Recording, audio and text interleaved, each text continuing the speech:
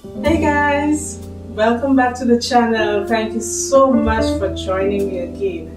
And if you are new here, hi, welcome. My name is Ketura and I love sharing aspects of my home and lifestyle with you guys.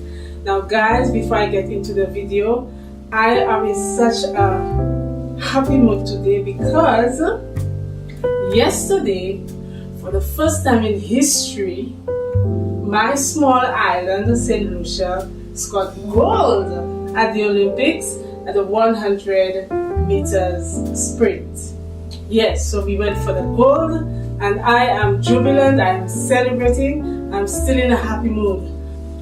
So yes guys, so this was our little win. It may seem like something small for some people, but for us it's a big thing. It's a huge win for us. So yes, so we are excited, we are happy, and we're looking forward to more. So anyway, getting into the video, I am just going to bring you guys a tour of the apartment for the summer of 2024. So this particular video is going to basically officially bring down the curtains on all the different stylings that we did for the summer of 2024.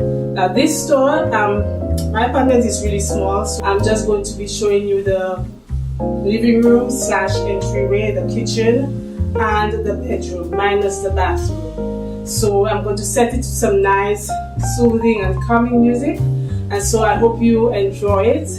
And remember to always give me your opinion at the end. Leave a little comment to let me know what your thoughts and opinions were at the end of the video in the comment section. Thank you so much guys for your love, for your support, your encouragement. I appreciate it. It goes a really, really, really long way. Take care of yourselves as always, and I'll see you guys in the next one. Bye.